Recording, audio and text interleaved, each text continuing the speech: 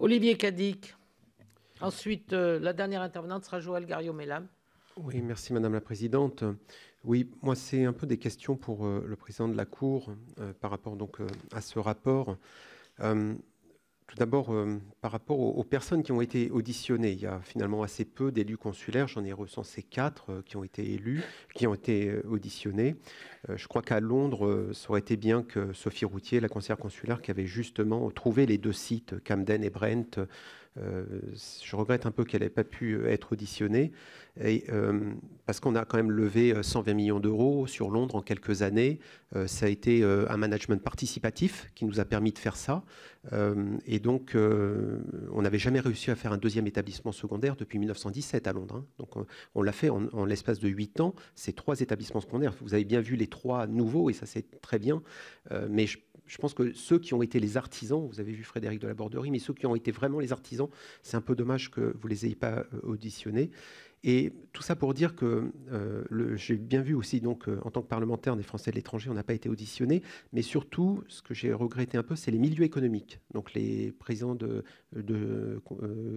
comment dire, de chambres de commerce, puisque ce qui a fait la dynamique, c'est l'impact, c'est les entreprises qui ont fait l'impact économique à Londres.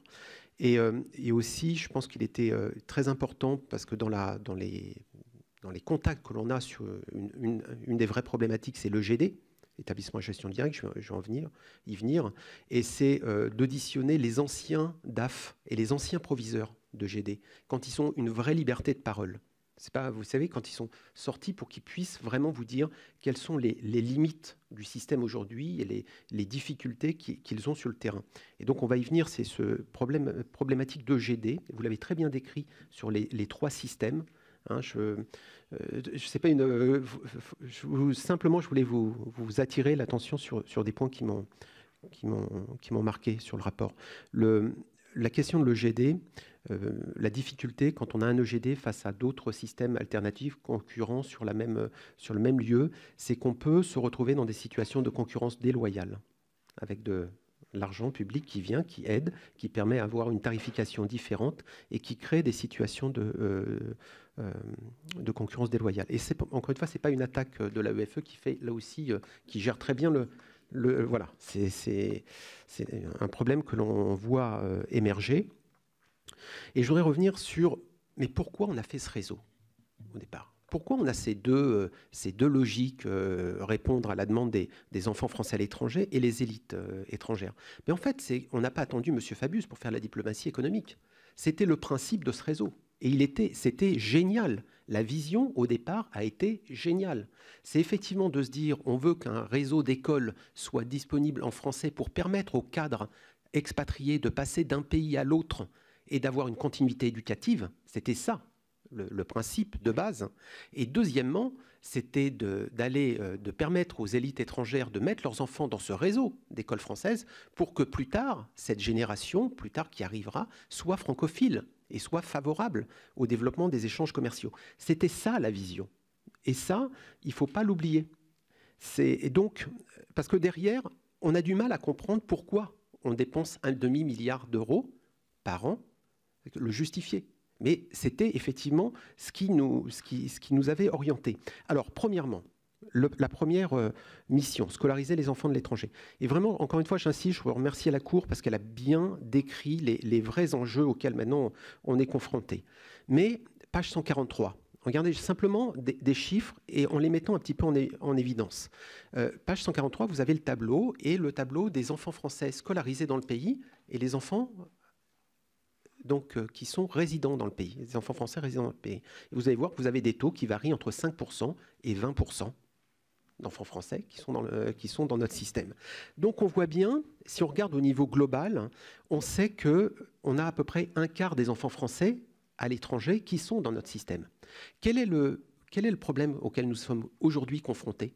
Parce que depuis la création du réseau, ça a vécu, il s'est passé des décennies. Aujourd'hui, quand vous regardez la génération de Français nés à l'étranger, vous vous rendez compte que beaucoup d'entre eux ne parlent même pas français. Vous allez à Annaba, aujourd'hui, 80% au consulat ne parlent pas français. Vous allez en Amérique du Sud ou Amérique centrale, demander la nouvelle génération, c'est généralement un quart des enfants français qui parlent français. 3/4 ne parlent pas français. Est-ce qu'on répond effectivement à l'attente des Français à l'étranger avec notre réseau? On pourrait penser que c'est peut-être pas le cas. Mais deuxième problème, on parle de la qualité, l'enveloppe des bourses. Effectivement, et là les réflexions tant de mes collègues Jean-Yves Lecomte ou Richard Yung sont opportunes. Quel est le bon niveau? Mais là, aujourd'hui, quelle est la réalité? C'est 20% des enfants français qui sont scolarisés dans l'enseignement français qui ont une bourse, en gros. 20% de 25%. On n'est qu'à quelques 7 ou 8% des enfants français à l'étranger. Donc c'est vraiment une minorité. Et donc la question qui commence à se poser, c'est est-ce que ce système est bien juste? Et aujourd'hui, effectivement, on a bien vu, on a limité, et vous avez raison, je partage votre point de vue sur le fait de dire que c'était sain de donner une limite aux bourses. Fallait, à un moment, faut définir une enveloppe, c'est effectivement sain, mais le problème, c'est quoi? C'est que là, nos collègues ont raison, c'est qu'on a partagé la pénurie. Et donc, on a un problème. De toute façon, est-ce que ça correspond bien à l'attente? Alors, le point, on souhaite attirer les élites. Eh bien, écoutez, là où on a un souci, c'est ça, justement, aujourd'hui. C'est que là aussi, le temps est passé. Les élites sont attirées par les établissements anglo-saxons qui proposent des écoles avec des infrastructures qui n'ont rien à voir avec les nôtres. Et la difficulté à laquelle nous sommes confrontés avec notre réseau aujourd'hui, c'est justement de pouvoir toujours répondre à cette demande d'élite.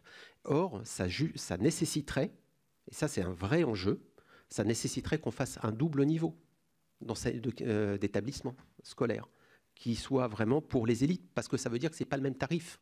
On ne peut pas rivaliser, on ne peut pas avoir cette vision, qui est cette vision républicaine, juste que je partage, d'essayer de pouvoir répondre à tout le monde, d'être accessible à tout le monde, et effectivement avoir un niveau de qualité supérieur au niveau des infrastructures. C'est toute notre problématique et il faut répondre à cette question. Est-ce qu'on veut toujours se donner les moyens d'attirer les élites et d'avoir un niveau haut de gamme? Ça nécessitera peut-être à ce moment-là une réflexion et pour créer un système à double vitesse. Encore une fois, la question c'est avez-vous mesuré la dynamique de croissance des écoles anglo-saxonnes à l'étranger et l'argent public qu'ils ont mis pour pouvoir répondre à cette dynamique?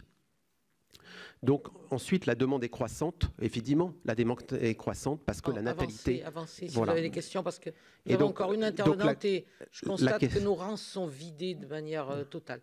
Donc la question, c'est comment prétendre rayonner si notre système ne peut pas garantir que des nouvelles générations de Français naissant à l'étranger parlent français?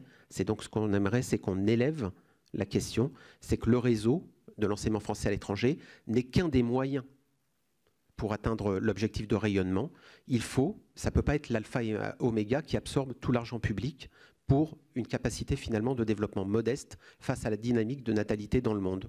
Donc oui, on a un bel outil, il faut revoir la stratégie, mais peut-être pas la revoir uniquement sous le seul angle financier qui est de dire combien d'argent public je veux mettre, mais répondre à la question, est-ce que le système proposé aujourd'hui correspond toujours à l'attente de nos milieux économiques? C'est ça que je voudrais voir comme réponse, parce que si on a cette réponse, on saura si le demi-milliard d'euros par an consacré à ce réseau est de l'argent bien investi. Merci.